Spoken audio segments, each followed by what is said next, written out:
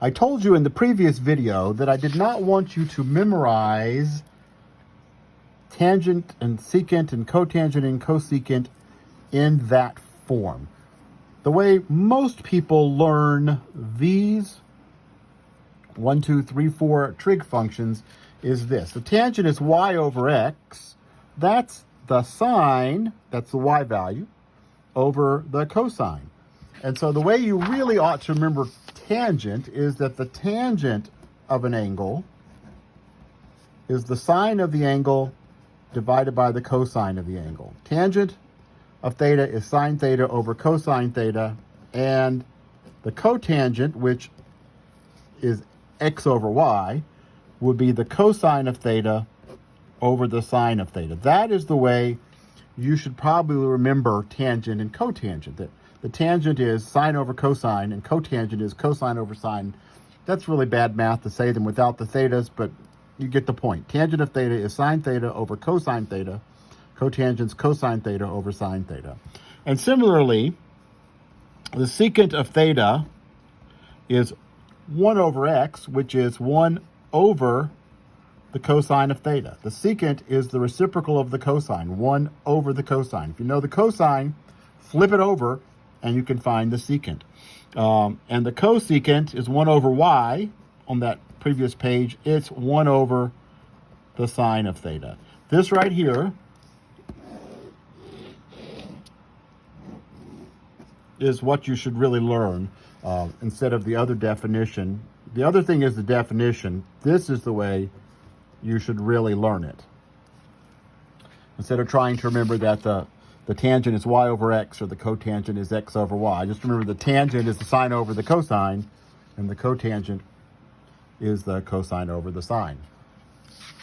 So we use the unit circle. It turns out that we can use any circle whatsoever. It doesn't have to be the unit circle as long as it is centered at the origin. So if I have a circle, so I got a circle whose radius isn't 1. There's the origin, there's the center, and I've got a circle. I'm going to try to freehand a circle here. That's not horrible. And I have an angle. Let's put an angle in standard position. It comes over here. Let's say there's an angle. It's got an x coordinate and a y coordinate. Now, if this were the unit circle, we would know that was the cosine and the sine.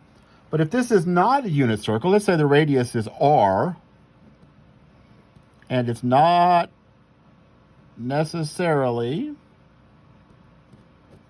r equal 1, not necessarily a unit circle,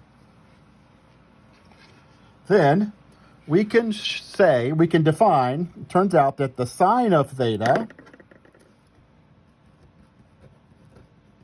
is not just the y value, but y divided by r.